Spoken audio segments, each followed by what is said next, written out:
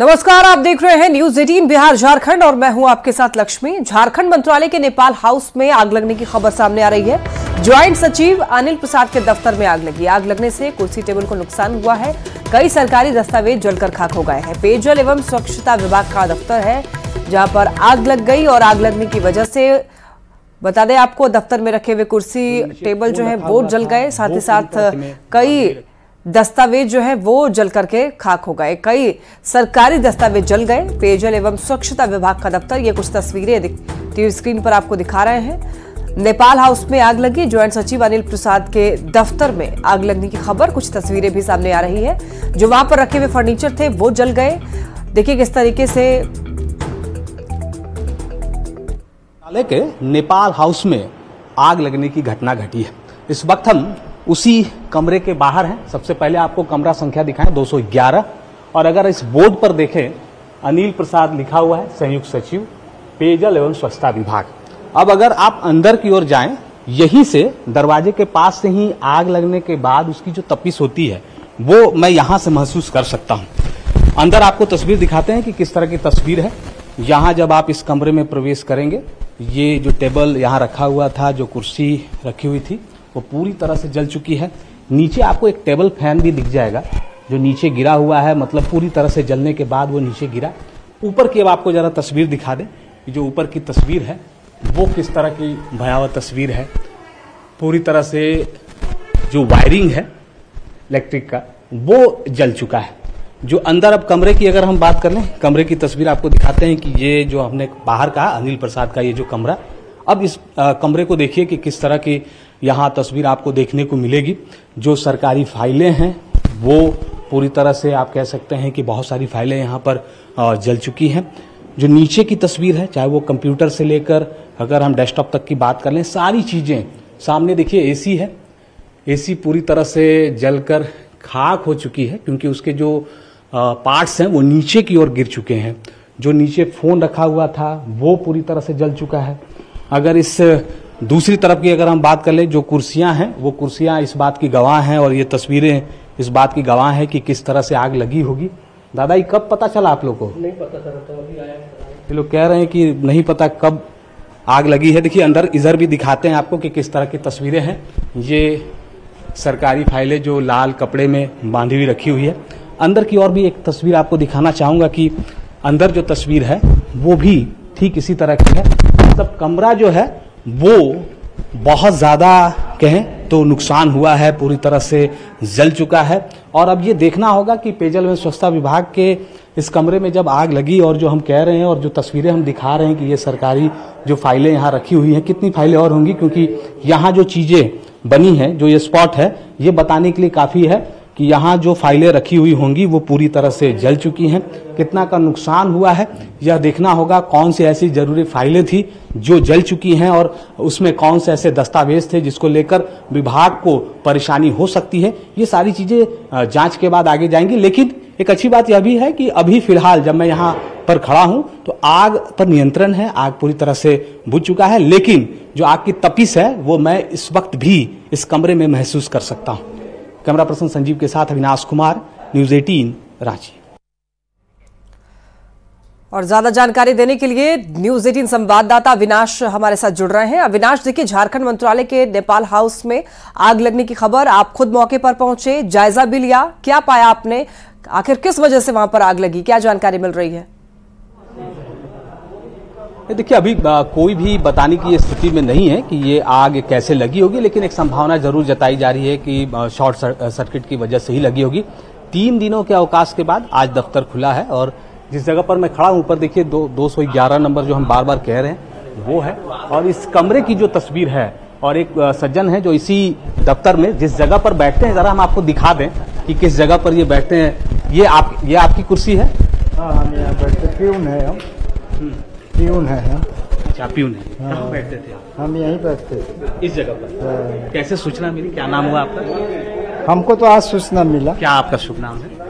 भाईलाल प्रसाद। भाईलाल जी, ये जब आप गुरुवार को जब गए होंगे तो क्या सब कुछ ठीक था? हाँ, सब कुछ ठीक था, एकदम सब कुछ ठीक था। कहाँ सर, कहाँ बैठते हैं अनिल प्रसाद जी? सर वहाँ बैठते हैं चेंबर में। कहाँ पर? नहीं, अच्छा। यहाँ अनिल जी बैठते हैं। ये जो हम लोग देख रहे हैं यहाँ भी तो जरूर फाइल होगी, जैसे वहाँ रखा हुआ, यहाँ देख रहे हैं कि कुछ स्पॉट बना हुआ है, तो यहाँ भी कुछ फाइल पहले कुछ था, लेकिन हो सकता है कि सर आए होंगे तो फाइल कर दिए होंगे तो हट गया होगा फाइल। तो ऊपर जो है वो फायर वाला बना हुआ है, वो काम नहीं कर रहा है क्या? मतलब है कि वो तो हम लोग नहीं बता सकते हैं, जो लगाया है वही बता सकता है। उसकी अवधि खत्म हो गई, एक्सपायरी तो नहीं है? पता नहीं, अभी हम नहीं बता। एक्सपायरी तो नहीं है? नहीं, काम नहीं किया। जब मैं सुबह 9 बजे आया तो फायर का जो अलार्म था वो भुक भुक कर। ठीक है विनाश, बहुत शुक्रिया आपका इन तमाम जानकारियों के लिए। चलिए बढ़ते हैं खबरों में आगे। लातेहार से खबर सामने आ रही है, जहां पर बलबल नदी की तेज धार में 7 लोगों के बह जाने की खबर सामने आ रही है। लोगों के साथ में 100 मवेशी भी बह गए हैं। आपको बताते चलें कि 4 लोगों ने तैर करके अपनी जान बचा ली। 3 लोग और 50 से ज्यादा पशु लापता बताए जा रहे हैं। लापता लोगों की तलाश में पुलिस जुटी हुई है। बीजेपी ने हादसे पर दुख जताया है।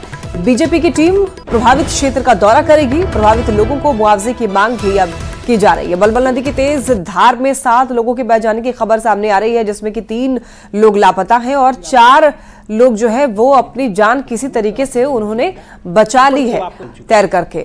3 लोग और पशु जो है लापता बताए जा रहे हैं। लापता लोगों की तलाश में अब पुलिस जो है वो जुट चुकी है। बताया जा रहा है कि बीजेपी की जो टीम है वो प्रभावित क्षेत्रों का दौरा करेगी। प्रभावित लोगों को मुआवजा देने की भी अब बात की जा रही है। बलबल नदी के तेज धार में 7 लोग बह गए। लोग तो बहे ही, साथ ही 100 मवेशी भी बह गए। और ये वही जगह है जहां पर बता दें आपको लोग बह गए। रखी हुई थी वो पूरी तरह से वो नीचे। लोग नदी पार कर रहे थे, उसमें पानी कम था, लेकिन अचानक जब इन लोग बीच में गए और अचानक नदी में बाढ़ माने तेज गति से आ गया। अब उसी बीच में इन लोग बीच में फंस गए और उसमें लगभग 9 लोग थे इन लोग, 9 में और लगभग 100 प्लस बकरी, और 9 में से में 3 लोग तो बह गए और बाकी आपका ये 6 लोग है सो बाहर निकल गया जान।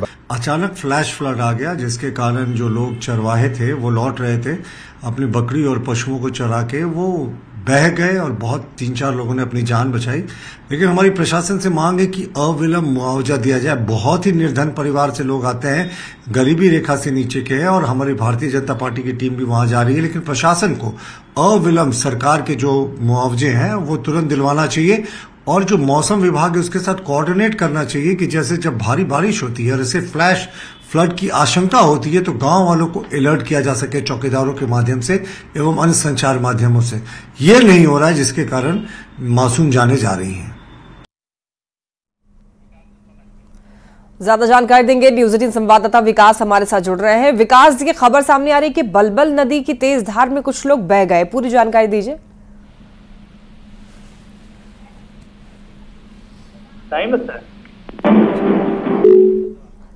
विकास, क्या आप तक आवाज पहुंच पा रही है? जी विकास, खबर ये सामने आ रही है कि बलबल नदी में कुछ लोग बह गए। एक बार पूरी जानकारी दीजिए, जो लोग बह गए हैं क्या उनके शव को बरामद किया गया है अब तक?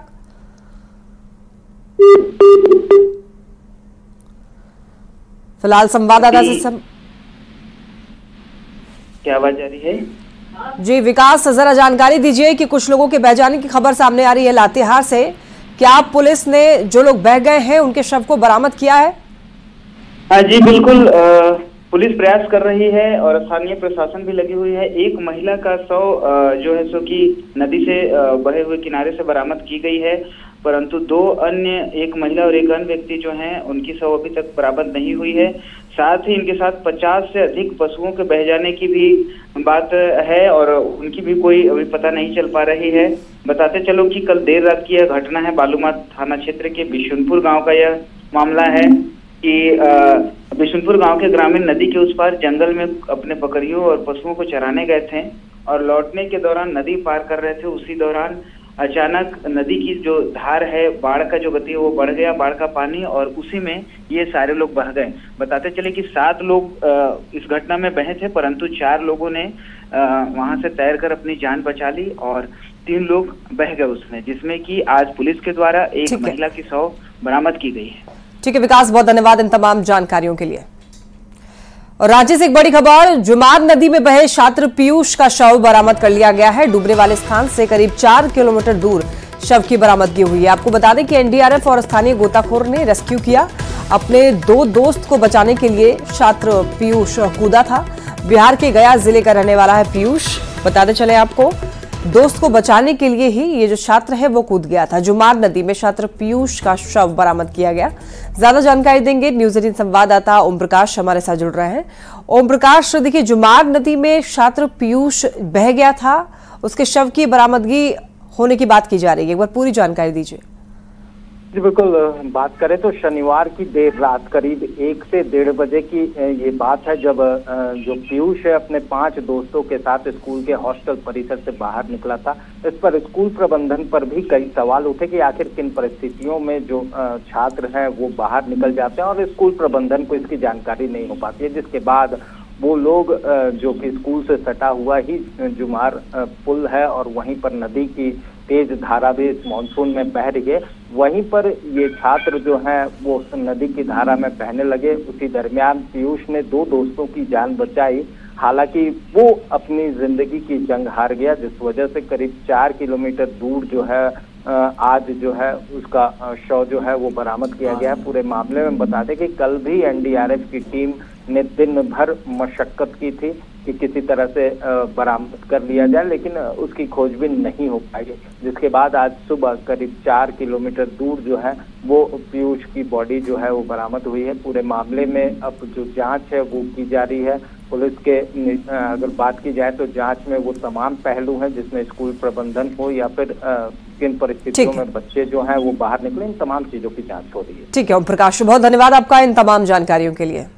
हजारीबाग से एक बड़ी खबर है, सजा काट रहे कैदी का खूनी खेल। सुरक्षा में तैनात हवलदार की हत्या, उम्र कैद की सजा काट रहे कैदी ने हत्या की। हत्याकांड के बाद कैदी फरार बताया जा रहा है। ये बड़ी खबर आप तक पहुंचा रहे हैं। आपको बताते चले, शेख भिखारी मेडिकल कॉलेज अस्पताल में कैदी का इलाज चल रहा था, तभी सुरक्षा में तैनात थे हवलदार चौहान हेम्ब्रम पर हमला कर हत्या कर दी गई। सूचना मिलते ही पुलिस अधीक्षक, अनुमंडल पदाधिकारी के अलावे अन्य पदाधिकारी भी मौके पर पहुंचे। फॉरेंसिक टीम अब मामले की जांच कर रही है। उम्र कैद की सजा काट रहे एक कैदी ने ही हवलदार की हत्या कर दी।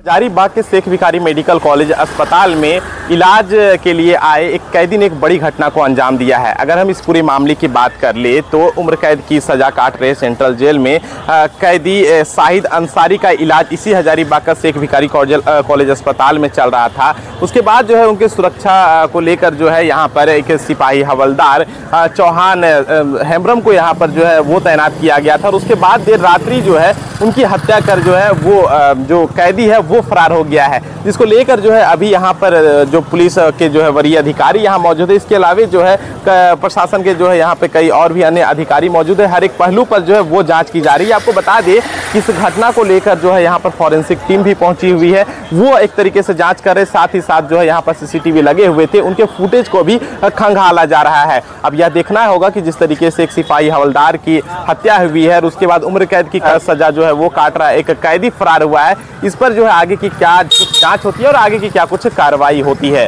सुशांत सोनी, न्यूज 18 हजारीबाग। ज्यादा जानकारी के लिए न्यूज 18 संवाददाता सुशांत सोनी हमारे साथ जुड़ रहे हैं। सुशांत, खबर सामने आ रही है कि सजा काट रहे कैदी ने ही सुरक्षा में तैनात हवलदार की हत्या कर दी। आखिर ये इतनी बड़ी चूक कैसे हुई? देखिए, इस पर भी तो कई तरह के जो है वो सवाल खड़े हो रहे, क्योंकि रात में जो सुरक्षा कर्मी है वो अपनी ड्यूटी पर तैनात था और उसके बाद जो है एक कैदी जो है बताया जाता है कि एक रड से जो है वार करता है और वार करने के बाद इस तरह से जो मामला आता है। तो सुरक्षा को लेकर अगर हम बात कर ले तो जो सुरक्षा को लेकर वहां पे जो कर्मी थे वहां तो थे, लेकिन अगर अस्पताल की अगर हम बात कर ले तो किसी तरह का कोई जो है खास सुरक्षा वहां पर नहीं देखी गई। आमतौर पर जो आम वार्ड है उसी तरीके से यह वार्ड भी है और इस तरीके से जो घटना हुई उसके बाद जो है अस्पताल में अफरा तफरी का माहौल देखा गया। अभी भी अगर देखा जाए तो वो डर का एक माहौल देखा जा रहा है, लेकिन अभी जो तमाम पुलिस के वरीय अधिकारी हैं या फिर हम कह लें प्रशासन के अधिकारी वो जो है वो मौजूद है और पूरी तरीके से जो इस मामले की जांच कर रहे हैं। जी ठीक है सुशांत, धन्यवाद आपका तमाम जानकारियों के लिए।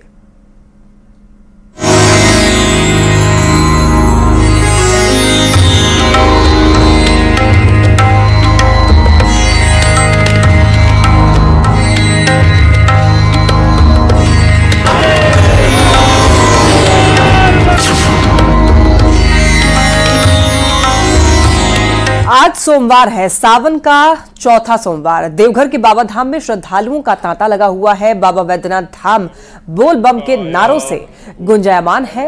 अहले सुबह ही मंदिर परिसर से लेकर के दूर सड़क तक लंबी कतार में कांवरिया नजर आ रहे हैं। मंदिर परिसर के अंदर भक्त जो है वो अर्घा सिस्टम से बाबा भोलेनाथ पर जलार्पण कर रहे हैं। पूरे बाबा मंदिर जो है वो बोल बम के नारों से गूंज रहा है। वहीं मंदिर प्रशासन और पुलिस महकमा की ओर से श्रद्धालुओं को सुगम जलार्पण के लिए कराने में वहां के जो प्रशासन है वो जुटा हुआ है। पूरी मुस्तैदी के साथ सुबह से ही जलार्पण श्रद्धालुओं को कराया जा रहा है। केवल मौतों का हार घातक पूजन को ले आया। देवनगरी देवघर में आस्था का जनसैलाब उमड़ पड़ा है। इस वक्त हम मौजूद हैं देवघर के शिवराम झा चौक पर, जहां से महज 400 मीटर की दूरी पर बाबा बैद्यनाथ मंदिर है। यहाँ का आप अभी की स्थिति देख सकते हैं कि किस तरह से लगातार जो है वो कांवरिया पहुंच रहे हैं और बाबा पर जलार्पण करने के लिए कतार में लगने के लिए यहाँ से नेहरू पार्क जा रहे हैं और नेहरू पार्क से होते हुए क्यू कॉम्प्लेक्स और फिर संस्कार भवन में इन्हें प्रवेश कराया जाएगा, जिसके बाद गर्भगृह में प्रवेश कराने के बाद ये कांवरिया जो है ये बाबा बैद्यनाथ पर जलार्पण कर पाएंगे। आप देख सकते हैं कि किस तरह से आस्था का ये जो जनसैलाब उमड़ पड़ा है। आज चौथी सोमवारी को लेकर काफी उत्साह जो है वो देखा जा रहा है। साथ ही साथ देखिए कि पुलिस प्रशासन की भी जो है प्रतिनियुक्ति की गई है ताकि सुचारू रूप से जो है कांवरियों को जो है नेहरू पार्क पहुंचाया जा सके। तो आज चौथी सोमवारी को लेकर आस्था का जनसैलाब देवघर में उमड़ पड़ा है। लगातार कांवरिया जो है वो देवघर पहुंच रहे हैं और बाबा पर जलार्पण कर रहे हैं। यहाँ से महज 400 मीटर की दूरी पर बाबा बैद्यनाथ और देखिए कि ये जनसैलाब ये बहाव और बोल बम के नारों से जो है गुंजायमान आपको नगरी दिखेगा। तो ये उत्साह जो है ये देखते बनता है। पूरे सावन माह बाबा बैद्यनाथ धाम में, बाबा बैद्यनाथ नगरी में लगातार कांवरिया पहुंचते हैं और बाबा पर जलार्पण करते हैं। तो ये उत्साह आप देख रहे हैं कि किस तरह से लगातार कांवरिया बाबा धाम पहुंच रहे हैं और बाबा पर जलार्पण कर रहे हैं। मनीष दुबे, न्यूज़ 18 देवघर। देवघर में श्रद्धालुओं को सुलभ जलार्पण कराने को लेकर के बाह्य अर्घा लगाया गया है। भारी संख्या में भक्त बाह्य अर्घा के माध्यम से जलार्पण कर रहे हैं। मंदिर के ऊपर बड़ी एलईडी स्क्रीन से बाबा बैद्यनाथ मंदिर के गर्भगृह का लाइव टेलीकास्ट भी किया जा रहा है ताकि बाह्य अर्घा में जलार्पण करने के साथ साथ बाबा का दर्शन भी श्रद्धालु कर पाए। सावन की आज चौथी सोमवारी को लेकर देवनगरी देवघर में आस्था का जनसैलाब उमड़ पड़ा है। इस वक्त हम देवघर के बाबा बैद्यनाथ मंदिर प्रांगण में मौजूद हैं और आप इस वक्त की तस्वीर देख सकते हैं कि बाह्य अर्घा में जलार्पण करने को लेकर जो श्रद्धालु हैं वो कतारबद्ध तरीके से मंदिर प्रांगण में आ रहे हैं और बाह्य अर्घा में जलार्पण कर रहे हैं।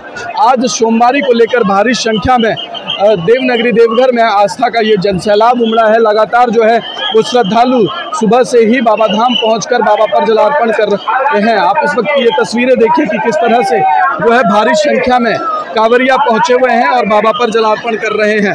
तो आज का दिन बेहद खास माना जाता है। आज सोमवार का दिन है। सोमवार बाबा भोलेनाथ को बेहद प्रिय माना जाता है। इस वजह से भारी संख्या में श्रद्धालु पहुंचते हैं और बाबा पर जलार्पण करते हैं। साथ ही साथ आज सावन की सोमवारी है तो इसका विशेष महत्व हो जाता है कि सावन की सोमवारी में बाबा पर जलार्पण करना। इसके अलावा आप देख सकते हैं कि बाबा बैद्यनाथ मंदिर के शीर्ष पर जो है वो बड़े एलईडी स्क्रीन लगाए गए हैं जिसमें बाबा बैद्यनाथ का लाइव दर्शन कराया जा रहा है। जो श्रद्धालु बाबा बैद्यनाथ मंदिर के बाह्य अर्घा में जल अर्पण कर रहे हैं वो सीधे लाइव तस्वीरें बाबा बैद्यनाथ मंदिर के गर्भगृह से वो बाहर देख सकते हैं। तो कुल मिलाकर हम कह सकते हैं कि आस्था का जनसैलाब देवनगरी देवघर में उमड़ा है। चौथी सोमवारी बाबा धाम में भारी संख्या में श्रद्धालु आज यहाँ पर पहुंचे हुए हैं। मनीष दुबे, न्यूज़ 18 देवघर।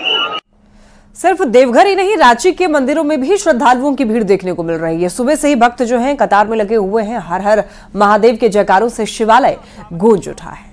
शिव की भक्ति के एक अलग ही रूप देखने को मिलती है। चौथी सोमवारी है और चौथी सोमवारी के दिन सुरेश्वरनाथ महादेव मंदिर में सुबह से ही शिवालय में शिव भक्तों को आने का सिलसिला शुरू हो गया है। शिव भक्त जो है वो अलग अलग तरीके से यहाँ पर आ रहा है। कोई भी उम्र सीमा आपको यहाँ पर देखने को नहीं मिलेगी, चाहे वो छोटे बच्चे हो चाहे बुजुर्ग हो, हर कोई शिव मंदिर में पूजा करने के लिए आ रहा है। इस वक्त हमारे साथ एक ऐसा परिवार है जो छोटे से बच्चे के साथ यहाँ पर मंदिर में पूजा अर्चना करने के लिए आई हुई है। महिलाएं कहती हैं कि सुबह के वक्त से ही आज के दिन का खास इंतजार होता है। इतने छोटे बच्चे को लेकर पूजा करने के लिए आए हैं जी। कितने बजे? 6 बजे। हम इसको 6 बजे नहला धुला के तैयार कर दिए, 6:30 बजे यहाँ पहुँच गए। हर सोमवारी लेकर आते हैं? हाँ, हर सोमवारी कहीं न कहीं मंदिर में हर सोमवारी जाते हैं। पिछले बार मोराबादी गए थे, इस बार यहाँ आए। देखिए बच्चे जो है ये भी हर हर महादेव कह रहे हैं, लगता है हर हर महादेव। क्या आप लोग सावन का खास दिन है, सावन में क्या मानते हैं, क्या विशेषता सावन की है? हाँ, सावन में तो विशेष महत्व है, शंकर भगवान का विशेष महत्व है। हम लोग जो मांगते हैं मनोकामना सब पूरा होता है। सावन में हरे रंग की साड़ी की भी खास विशेषता होती है, आपने हरे रंग की साड़ी भी पहनी, क्या कारण है? सावन में पहनना ही चाहिए हरे रंग की साड़ी, सारी औरतें पहनती हैं साड़ी, सारा कुछ। छोटे बच्चे को लेकर भी आप लोग? जी, 2 छोटे बच्चे हैं। क्या मांगे हैं बाबा? बस सबका सुख शांति। बिल्कुल, ये वो तमाम श्रद्धालु भक्त हैं जो सुबह से ही सिद्धेश्वरनाथ महादेव मंदिर में पहुंच रहे हैं और पूजा अर्चना कर रहे हैं। कैमरा पर्सन संत के साथ गौरव झा, न्यूज़ 18 रांची। और यहाँ वक्त हो चला है एक ब्रेक का। आप देखते रहिए न्यूज़ 18।